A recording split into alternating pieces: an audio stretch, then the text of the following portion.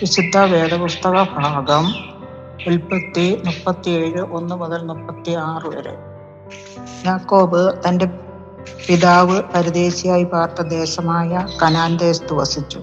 യാക്കോബിന്റെ വംശപാരമ്പര്യം എന്തെന്നാൽ, യോസേഫിന് 17 വയസ്സായപ്പോൾ അവൻ തൻ്റെ സഹോദരന്മാരോടുകൂടെ ആടുകളെ മേയിച്ചുകൊണ്ട് ഒരു ബാലനായി തൻ്റെ അപ്പൻ്റെ ഭാര്യമാരായ മിൽഹയുടെയും ശില്പയുടെയും പുത്രന്മാരോടുകൂടി ഇരുന്നു.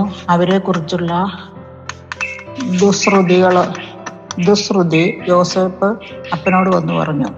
യോസേപ്പ് വാർദ്ധക്യത്തിലെ മകനാകൊണ്ട് ഇസ്രായേൽ എല്ലാ മക്കളിലും വെച്ച് അവനെ അധികം സ്നേഹിച്ച് ഒരു നിലയങ്കി അവന് ഉണ്ടാക്കി കൊടുത്തു.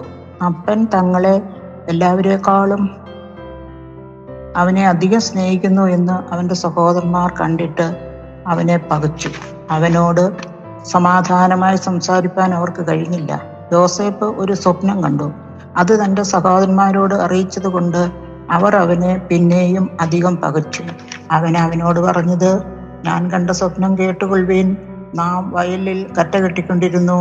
അപ്പോൾ എൻ്റെ കറ്റ എഴുന്നേറ്റ് നിവർന്നു നിന്നു. നിങ്ങളുടെ കറ്റകൾ ചുറ്റും നിന്ന് എൻ്റെ കറ്റയെ നമസ്കരിച്ചു. അവൻ്റെ സഹോദരന്മാർ അവനോട്, നീ ഞങ്ങളുടെ രാജാവാകുമോ? നീ ഞങ്ങളെ വാഴുമോ എന്ന് പറഞ്ഞു. അവൻ്റെ സ്വപ്നങ്ങൾ നിമിത്തവും അവൻ്റെ വാക്ക് നിമിത്തവും അവനെ പിന്നെയും അധികം ദുഷിച്ചു. അവൻ മറ്റൊരു സ്വപ്നം കണ്ടു. തൻ്റെ സഹോദരന്മാരോട് അറിയിച്ചു, ഞാൻ പിന്നെയും ഒരു സ്വപ്നം കണ്ടു. സൂര്യനും ചന്ദ്രനും 11 നക്ഷത്രങ്ങളും എന്നെ നമസ്കരിച്ചു എന്ന് പറഞ്ഞു. അവൻ അത് അപ്പനോടും സഹോദരന്മാരോടും അറിയിച്ചപ്പോൾ അപ്പൻ അവനെ ശാസിച്ചു. അവനോട്, നീ ഈ കണ്ട സ്വപ്നം എന്ത്? ഞാനും നിന്റെ അമ്മയും നിന്റെ സഹോദരന്മാരും സാഷ്ടാംഗം വീണ് നിന്നെ നമസ്കരിപ്പാൻ വരുമോ എന്ന് പറഞ്ഞു. അവൻ്റെ സഹോദരന്മാർക്ക് അവനോട് അസൂയ തോന്നി. അപ്പനോ ഈ വാക്കു മനസ്സിൽ സംഗ്രഹിച്ചു. അവൻ്റെ സഹോദരന്മാർ അപ്പൻ്റെ ആടുകളെ മേയ്പ്പാൻ ശേഖേമിൽ പോയിരുന്നു. ഇസ്രായേൽ യോസേഫിനോട്, നിന്റെ സഹോദരന്മാർ ശേഖേമിൽ ആട് മേയ്ക്കുന്നുണ്ടല്ലോ, വരിക, ഞാൻ നിന്നെ അവരുടെ അടുക്കൽ അയക്കും എന്ന് പറഞ്ഞതിന് അവൻ അവനോട്, ഞാൻ പോകാമെന്ന് പറഞ്ഞു.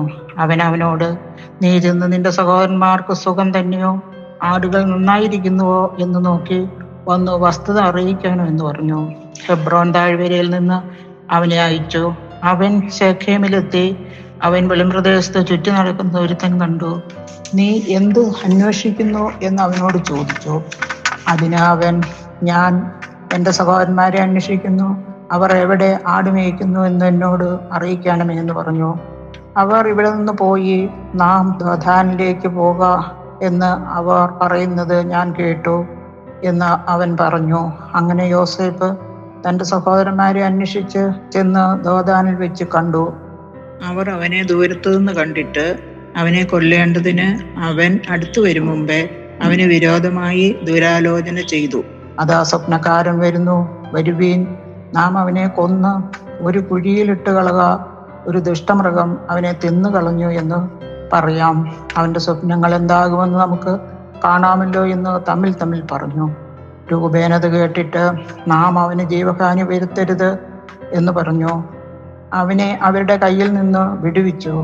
അവരുടെ കയ്യിൽ നിന്ന് അവനെ വിടുവിച്ച് അപ്പൻ്റെ അടുക്കൽ കൊണ്ടുപോകണമെന്ന് കരുതിക്കൊണ്ട് രൂപേൻ അവരോട്, രക്തം ചൊരിയിക്കരുത്, നിങ്ങൾ അവൻ്റെ മേൽ കൈവയ്ക്കാതെ മരുഭൂമിയിലുള്ള കുഴിയിൽ അവനെ ഇടുവീനെന്ന് പറഞ്ഞു.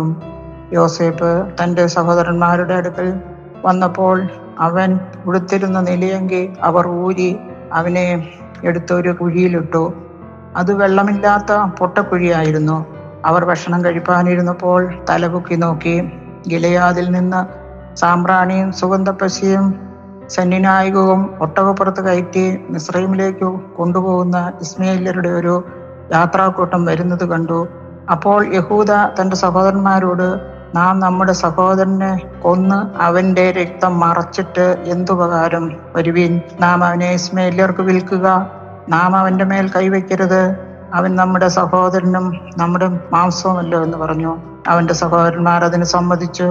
മിദ്യാന്യ കച്ചവടക്കാർ കടന്നു പോകുമ്പോൾ അവർ യോസേഫിനെ കുഴിയിൽ നിന്ന് വലിച്ചു കയറ്റി ഇസ്മായേല്യർക്ക് 20 വെള്ളിക്കാശിന് വിറ്റു. അവർ യോസേഫിനെ മിസ്രയീമിലേക്ക് കൊണ്ടുപോയി.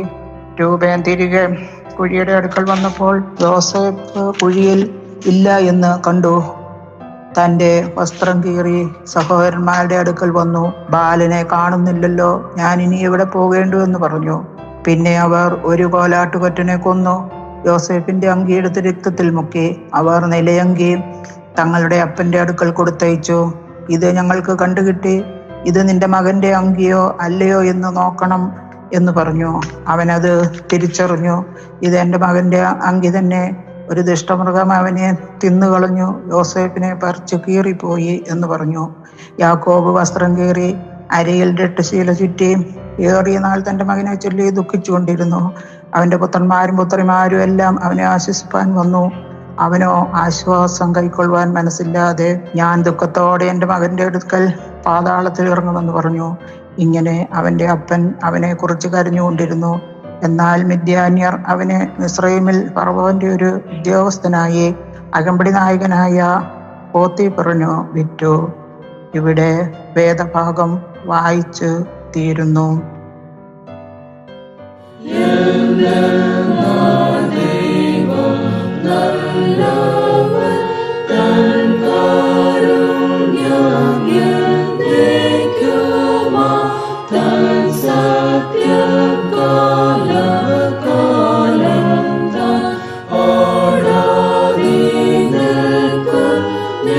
Sure.